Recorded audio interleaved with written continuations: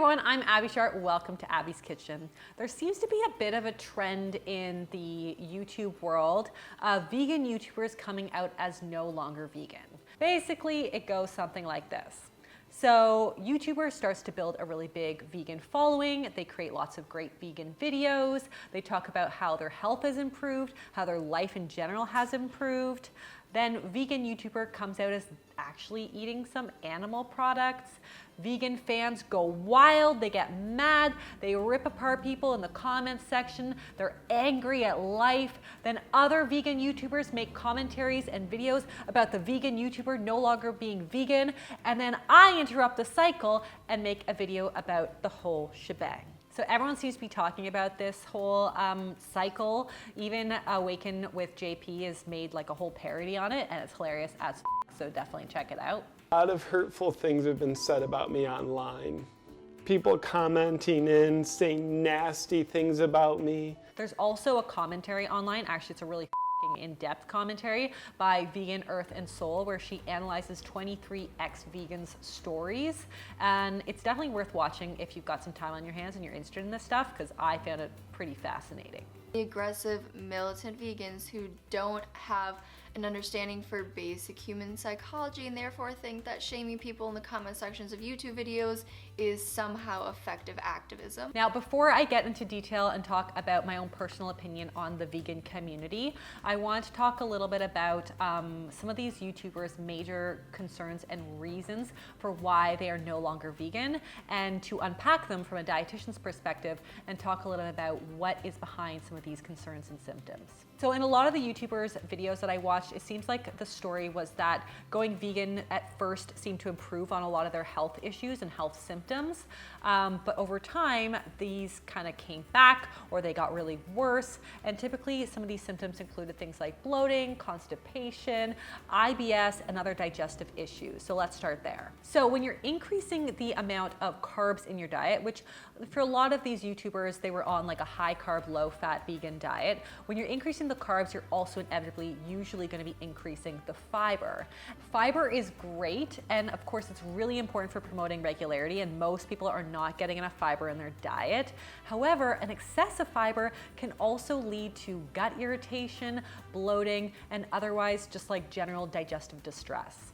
There's also a substance called phytic acid, which tends to hang out in really high fiber foods like beans, nuts, seeds, legumes, typically all the really great vegan foods out there. But the problem with it is that it can also impair the absorption of really important nutrients like iron and zinc. This typically isn't a huge concern in generally healthy, balanced diets, even vegan diets. However, when you start to really restrict the types of food that you're allowing yourself to eat, as we tend to see in some of these really strict raw diets, you run the risk of serious mineral deficiencies. Next, let's talk about amenorrhea, which is loss of your menstrual cycle. And there's lots of reasons why women lose their period. And strangely, in a lot of the kind of high carb, low fat, raw vegan diet circles, this seems to be touted as a good thing. I can assure you folks, it is not. Things like weight loss, under-eating, over-exercising, stress, and nutritional deficiencies are common reasons why women lose their period. Also, a lot of these high-carb, low-fat vegan diets may provide a lot of calories, but they don't provide enough of those healthy fats in order to sustain women's fertility. So early research suggests that women who follow a Mediterranean diet, which is rich in heart-healthy fats, tend to have a greater shot at becoming pregnant. Not to mention, basically all expert recommended pro-fertility diets recommend higher amounts of those heart-healthy fats. The other potential factor at play is the excessive amount of carbohydrates, which keeps our insulin level at an all-time high. Early research suggests that high insulin levels force our pituitary gland to pump out luteinizing hormone, which interferes with our ovulation and therefore prevents a period. Important to note that this study was only done on female mice, so it's unclear whether or not this can be applied to women. However, it's definitely something that I am going to be keeping my eye on as the research evolves. So next, let's talk about brain fog and functioning. And there may be a few things at play here. One is that early research has found a link between a high carb diet and mild cognitive impairment in older populations, which may potentially explain why some of these vegan YouTubers describe a lot of brain fog and exhaustion. Also, consuming a ton of carbs can impact our thyroid hormone, because research has found that our thyroid can impact how we metabolize carbs. This is why it's often common for people to have both thyroid disease and diabetes at the same time. And just like omega-3s play a role in our reproductive health, they're also really important for our brain health as well. So it's very possible that a lot of this kind of brain fog or difficulty concentrating that a lot of these YouTubers are citing may actually be a deficiency in these really important essential omega-3s. I also want to point out that while it's very easy to obtain omega-3s in a plant-based diet, the type of omega-3s that we find most predominantly in plant-based foods, ALA, is not very efficiently converted into EPA or DHA, which is really what we want for our brain health. And you'd have to consume a lot more ALA omega-3s in order to get the benefit, which in a lot of these cases, they probably are not. So next I want to talk about some of the psychological outcomes, starting with cravings. A lot of the YouTubers described having these like crazy vivid cravings, like they were even dreaming about eating steak and fish at night. This is actually kind of a common outcome when we deny ourselves something. We tend to want it more. That's true for any kind of restrictive diet, especially something as restrictive as like a raw vegan diet or a high carb, low fat raw vegan diet. And for those who are following a really extreme raw vegan, high carb, low fat diet, you know, in a lot of cases, these people were probably malnourished in a lot of ways, even if they were getting enough calorically. It's as if their subconscious was kind of driving them and forcing them towards eating specific foods and thinking about these specific foods and nutrients that they so desperately needed. And you know, cravings are both psychological and physiological. And I would think that in this case, they were probably a bit of both. And that brings me to the topic of orthorexia. Now, I want to preface this by saying that veganism does not cause orthorexia. I repeat, orthorexia is not caused by veganism. However, as somebody who suffered from orthorexia, I did find that listening to a lot of these vegans talk and tell their stories was honestly a bit triggering for me, because I felt like those stories were very similar to mine in a lot of ways. A lot of these YouTubers described going on some kind of mission to improve their digestive health or their skin or their hormone levels, finding some information about diet, and then becoming so religious in following the rules that it clouded their ability to actually listen to their body when their body was telling them that something was off and it was wrong. I was there. I know exactly how that feels. So orthorexia is often described as righteous eating. It's not really a disorder that is so much focused on quantity or how much you eat. It's really about what you eat. And a lot of these vegan YouTubers describe kind of eating really, really large amounts of their safe, allowed vegan food to the point that they felt sick, but yet they still did not feel satisfied. I used to feel the exact same thing when I was my most sick. I used to just kind of keep eating and eating all of these alleged safe foods and trying to fill this void, when what I actually craved were all the foods that were on the bad list that I wouldn't allow myself to eat. And had I just listened to my body and honored my body's needs, all of those obsessive thoughts would have just gone away. Now, I wanted to say that I am absolutely confident that you can maintain a plant-based or vegan diet without becoming obsessive about it.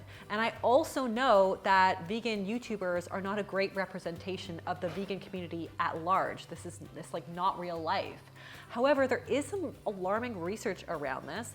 One study found that about half of patients who are being admitted for anorexia nervosa, a very devastating eating disorder, reported practicing some form of vegetarianism. Ultimately, veganism is restrictive.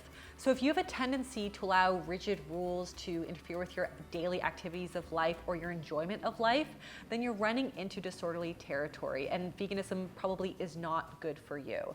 I know for me, that would be the case. That's why I cannot really be vegan. But I'm just really happy to hear that a lot of these YouTubers are finding a diet that works better for them and their bodies. So now I want to talk about this call-out culture that is obviously so apparent and toxic within the online vegan YouTube community. What's upsetting to me is seeing the disgusting, overwhelming backlash that these YouTubers receive, and that they feel the need to confess and justify their decision to stop eating vegan with these overwhelmingly extreme physical and emotional health scares. It's as if they need to use these really serious health outcomes as a way to circumvent the online bullies and maintain some level of respect within the vegan community. It's literally become the vegan trials where you can be deemed a traitor and sentenced to like a virtual stoning just for eating eggs or fish.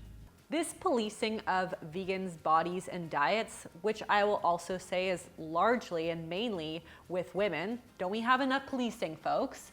And this is happening within the vegan YouTube community, is probably done with good intentions, but it has the complete opposite effect. I think that most of us humans share the universal desire to improve the environment, and also we have a lot of empathy for animals, and we know that consuming a more plant-based diet will help the environment. But this aggressive behavior is pushing people away from even taking a step towards the movement. So you'll always be there on the fringes. And I truly believe that we actually could have a much bigger impact if everyone just did a small part, made a small effort to reduce their animal consumption. It's also pushing us away from one another. I mean, eating food has always been a really important way that we bring people together. And this conversation is creating unnecessary divides. Bottom line, these ex-vegan YouTubers are in a really tough position that I feel so empathetic towards. I mean, a lot of them describe having to always put their morals ahead of their health until one day something cracks and they literally just can't do that anymore. They also often talk about how they still really believe in the vegan ideologies and the vegan movement. However, at some point, being vegan just no longer felt right for their body anymore. They shouldn't have to lose their period or become ostracized by their community in order to justify that. If it doesn't feel right for their body, that should be enough. I think this just proves that there isn't a one-size-fits-all model when it comes to a healthy diet. This is really why intuitive eating is so amazing and so important, because it comes down to listening to your body, not some set of arbitrary rules that some YouTubers set out. Only you are the expert in your body. A vegan diet might feel really great to one person, whereas a high meat diet might feel great to somebody else, where something in between might be great for another person. And those things may change just based on the hour or the day or the week or the month. And that's okay. Other thing I want to point out is that I think we can actually make an impact and reap the benefits of veganism without being so extreme, both for our psychological and physiological health. I thought it was really interesting what Raw Alignment said in one of her videos, where she said that a lot of people cite huge benefits when they go vegan, which likely also has a lot to do with the fact that they've cut out a ton of processed foods from a not so great diet. So the jump from one diet to the other one is quite extreme. But we can actually get a lot of those same benefits simply by incorporating more plant-based foods into our diet and more whole foods into our diet, and then cutting back on some of these processed foods that a lot of us know are maybe not the greatest options. The outcome here is threefold. One, we reap the benefits of those plant-based foods. Two, we reduce our consumption of these heavily processed, less nutrient-dense foods, which we know, of course, is going to also have an impact on our health. And three, we play a role in improving the animal welfare and also the environment by reducing our overall animal consumption. I want everybody to know that the Abbey's Kitchen channel is a space for all people, vegans and non-vegans alike. This is really where I talk the latest no BS science with lots of great information on wellness, nutrition, and food. I hope that you guys can all find your voice here, but there's absolutely no bullying allowed. So mind your own plate or go somewhere else.